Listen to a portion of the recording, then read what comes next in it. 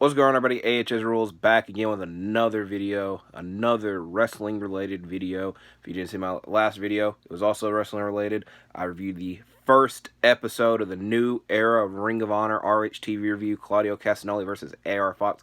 Check that out. In this one, I'll be doing my predictions for AEW Revolution. Now, like I said, I'm trying to make my channel a mixture of many different things, and so far it's mainly been wrestling and basketball, obviously, and this is the first time I've ever really talked about AEW, not even really, I've talked about AEW on this channel. So in this video, not only will I be giving my predictions, I'll be giving some extra opinion towards some of the storylines, matches, and just complete build. That way y'all can understand my perspective on some of these things. And not to get way too into it, and like I said, y'all don't know my relationship with AEW. I really like AEW. There's a portion of the fan base I really do not enjoy, mainly that on Twitter that complain about everything. And again, some of those might not even be fans of AEW. They're just trying to crap on the product. It's just like, at the end of the day, I just want to see the stuff. I don't want to see the extra stuff, extra opinions, and just extra kind of like not positive or negative energy put towards it. I don't want like. That kind of sounded terrible. But you get the point that I'm saying. I don't like smoke being blown up anybody's ass, and I don't like stuff being spit at. So I just like it cut right down the middle. And I'm going to do that in this video, in this predictions. Now, another thing that I'll say. This has been a heavily criticized show. Now, I think, and I'm looking at the matches, I think the matches are going to be good. But the destinations that it took to get to some of these matches, I can understand why they were criticized and not well liked. So I'll give my extra opinions and predictions. And you can see the pin is here. I cannot change everything. I have all the matches written down. I'll be circling who I have predicted. Now, as I'm predicting this, there are 9 matches, which is also a bit weird because a lot of the other AW pay-per-views, there are a lot more matches, but obviously the main event is a 60-minute Iron Man match, but you got to save the big match for last. I've learned from other videos. So, on the buy-in, Mark Briscoe and the Lucha Brothers versus Ari Daivari, Josh Woods, and Tony Nese. I'm picking my guys, Mark Briscoe and the Lucha Bros. Kind of a last-second build, but Mark Briscoe is undefeated so far in his AEW tenured. Don't think he's going to lose to those 3. Next, now, this is like I said, there's a lot of things that I like about AEW and don't like. It's going to sound pretty bad, but Chris Jericho versus Ricky Starks. Now, I knew the moment that they had their very first confrontation, I'm like, this is going to go all the way to Revolution. And it has. So, what I'm kind of getting at is, I don't hate Chris Jericho. I hate a lot of his storylines lately, just because they are so dragged out. And by the end, like this match, nobody really cares. Because we've already seen the wrestle, obviously. And then just the week-by-week stuff isn't the greatest, but hopefully Ricky Starks wins this match. Obviously, the Jericho Appreciation Society are banned from ringside, which if I wanted to go on another long spiel, I would talk about my disliking the Jericho Appreciation Society. But to make it short, I feel that a lot of people in the Jericho Appreciation Society are either in there because they couldn't do well on their own, or they would be very well on their own. And I want to say who I think would be that. 2.0 Daniel Garcia. They never really needed the Jericho Appreciation Society. I know that could be disagreeing. I'm just like, they kind of gotten lost in the shuffle with being in the JAS. That's just my opinion. But I pick Ricky Starks to win this match, and hopefully he gets far away from Jericho. And to be fair, I really don't know what would be next for him after that. Now, next, I looked up several times to make sure I'm not crazy, but a final burial match, Christian Cage versus Jungle Boy Jack Perry. I haven't watched the entire thing, but I watched part of the Countdown show, and I was like trying to see if they talked, because I don't know where this, like, I'm pretty sure it's just a match graphic saying that this is a final burial match. I don't think that's an actual stipulation. I just think it's the name of the match. Another thing that I'll say, I'm calling him Jungle Boy. I know that his name is Jack Perry. At the end of the day, it's wrestling. It's not that serious. I know him as Jungle Boy. I take him serious to begin with. They're trying to call him Jack Perry. That way he's more serious, but he's Jungle Boy to me. When I was watching the Countdown, there's a mixture of calling him Jungle Boy and calling him Jack Perry. And normally when you're talking about a guy, you're not saying Jack Perry, Jack Perry, Jack Perry. So it just felt very forced. It is Jungle Boy to me. I expect him to win this. Again, a lot of people aren't that happy about this because They thought this storyline was done, and then Christian obviously was hurt, and it's not really needed for this like storyline to continue, but it's going to be the end here. Just get it over and done with. Now next, the match I'm probably looking forward to the most: Jon Moxley versus Hangman Page, Texas Death Match. This has been going on since at least November, with some time on and off, obviously due to injuries. I will be honest, I have no clue who will win this. I'm going to pick Hangman.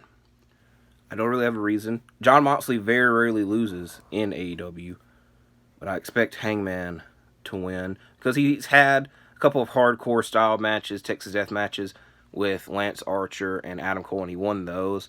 And Moxley, obviously, is a hardcore. He bleeds every freaking match, so he obviously can fare well. But I think Hangman needs the win more than Moxley does. Also, like I said, I think Hangman needs it more. So I picked Hangman.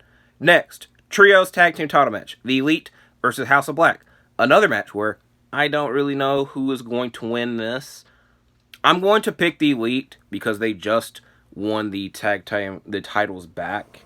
It'd be very weird for them to lose it that quickly. But if the House of Black won, I wouldn't be that upset. And this has been a very quick storyline just because there's not really even been a story. It's just literally the House of Black have looked at them and they've kind of like, I don't want to say stalked them. And then they attacked them on Dynamite and then the match was announced. So it is what it is. I don't really have much to say. Now, this match has probably been the most criticized match, and I completely understand it. Fatal 4-Way Tag Team Title match. The Guns, or the Gun Club, versus the Acclaimed, versus Jay Lethal and Jeff Jarrett, versus Orange Cassidy and Danhausen. Now, I think a lot of people were upset about this because they didn't want the Guns to ever win the tag team titles, and I'll be honest with you. I didn't care. It didn't really matter to me that the Guns won the tag team titles. I wasn't that heated. But Jay Lethal and Jeff Jarrett getting a third tag team title match that definitely triggers me a lot. And it's just like, they're not, you think of Jay Lethal and Jeff Jarrett, you don't think of this tag team. You think of them singles individually. They don't need this tag team. Why they're still a tag team, I don't really know. Orange Cassidy and Danhausen, I somewhat understand being in this match because they're fan favorites. You got to have them on the card, even though Orange Cassidy has a championship title. That's not being defended, but a lot of people kind of already forget that he already has the freaking All-Atlantic title. So I understand why people are upset with this match. I think the Guns are going to win. Just because, again, they just won the titles, and I think that they're going to have a blow-off match with the Acclaimed at some point, and the Acclaimed will win them there, and it's kind of the end of that storyline. Because, like I said, AEW likes to drag out storylines longer than they need to. Next, TNT title match. Samoa Joe versus Wardlow. Now, I said it earlier. I have, with the Moxley Hangman match and the Trios Tag Team title match, this is the other match. This is probably the match I have no clue who's going to win more between Samoa Joe and Wardlow. And Wardlow, since he has came back, has really done nothing. He's really just challenged Joe for the TNT title, which Joe just won the TNT title back from Darby Allin. There's not even really been, besides Joe cutting Wardlow's hair, that's kind of been the storyline to this. And it hasn't been the most intriguing. I was never really intrigued when War Joe is a thing. It's a stupid name. It's a stupid tag team. I'm not very, I like both competitors. It's just, again, like I said, the match should be good, but the destination we took to get to this match, I don't really care for. And whoever wins this match is probably going to leave a lot of people upset or questioning it. I'm picking Samoa Joe because I have a suggestion afterwards, and I like that. I don't know. It's definitely weird. Because Joe, again, I keep saying this, Joe just won the title back, and Wardlow doesn't need the TNT title again because he's already been champion. He had an okay reign, but he doesn't need the title again.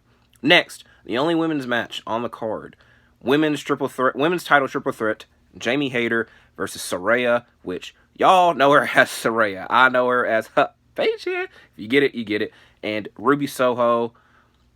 I like the storyline because they're obviously trying to make it the outsiders versus the people that have been in AEW. Even though that Paige here and Toni Storm is just kind of been not really like dangerous actions they've done. It's just been more like cringe, like why y'all doing that type of stuff.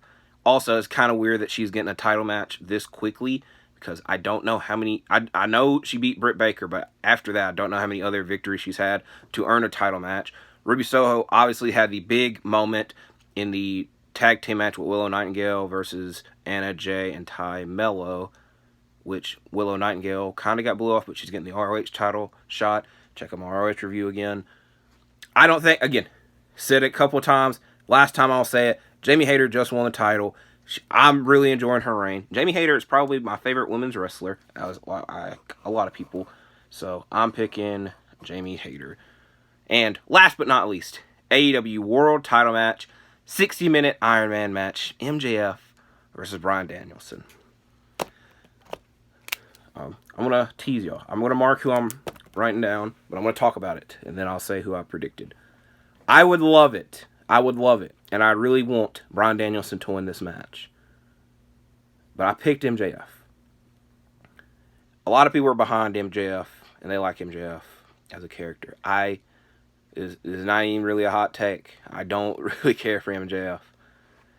This storyline, I like the idea that Danielson wants the 60-minute Iron Man match. I think a lot of people are going to complain about this. I think they probably should have made it a 30-minute Iron Man match, and that way the card, like, you get the point I was saying. A lot of people are going to be mad that it's 60 minutes, and it might not be the most spectacular. But even though Danielson's had the 60-minute match with Hangman, which wasn't really announced, it was just, it happened, and so people were really behind it. And then the second time was, I don't remember how long that match was. But Danielson's a great wrestler. And MJF, besides another rivalry that I'm going to mention in a second, not a lot of his matches pop off the screen, and that's kind of like his whole gimmick or storyline is that he's just like, he's a cowardly heel bad guy, and that he's the champion, and he's going to do whatever it does to win certain matches. And this would be very intriguing to see how he's going to win. I would love it if Danielson won. It definitely has bothered me that Danielson's had 3 AEW title shots. 2 against Hangman, which I wasn't mad that he didn't win those because, like I said, Hangman just won the title, and those were his first title defenses, so I understand that. Then the title ends up vacant. Danielson, I guess they kind of knew from the beginning that the reign was going to be short because they wanted to get MJF to have the title, so I understand Danielson not winning it there. But MJF just won the title. They're not going to give up. I know a lot of people want MJF to lose. They're just kind of over. It's very weird. I have never been the biggest MJF fan. I just said that earlier. It's just now a lot of people are kind of saying it as well and agreeing. And the main thing that I was getting at is after this, I really don't know who's next for MJF because there's not that many top faces. And I know, like, there's a while before Double or Nothing and whatnot. A couple of names I can think of. Whoever wins between Moxley and Hangman, which that's why I was kind of leaning towards Hangman, because that's a newer storyline. One that I would enjoy to see, and that's why I picked Samoa Joe to win, him and MJF and Wardlow again, because they have history, and MJF didn't beat Wardlow. And then the guy, the elephant in the room, I think that should be his new nickname until he comes back, CM Punk.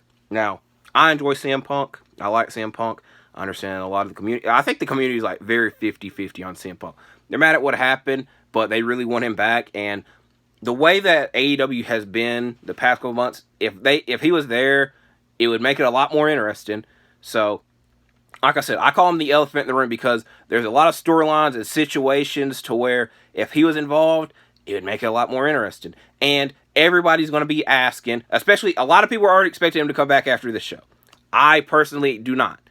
But until he comes back or until it's announced that he is not with the company anymore, people are going to be expecting him.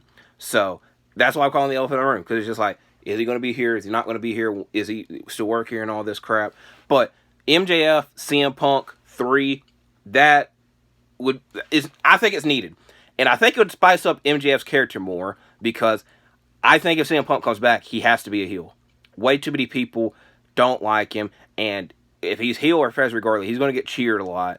And it kind of would help MJF's case if CM Punk's heel and does heelish actions, that MJF is kind of like an anti-hero trying to fight the bad guy in this situation in CM Punk. So I think it would help MJF a lot. And like I said, I don't think we have to have the third match between them, but I think it would really help. And it kind of was already teased that we were going to get a third match between them after All Out, and then obviously what happened. But I think at some point we will get that match. Now, like I said, is Punk coming back? I doubt it. I am making a rule now. I'm not going to mention CM Punk again until we have actual news about him, or he actually shows up and I can talk about him. So that was my AEW Revolution predictions. Unless something like mind-blowing happens, like a CM Punk coming back, I'm probably not going to make a recap or review of the show. I just wanted to give my 2 cents out there. Obviously, on the post page, I'll post my results of the match. I'll wait a couple of days, that way people don't get spoiled in case they wanted to watch the show later. It is what it is. So, like I said, thank you for watching this video. I have no clue what my next video is going to be. Watch my ROH TV review if you haven't. Thank you for watching this one. Please like and subscribe, and I'll see you in the next video.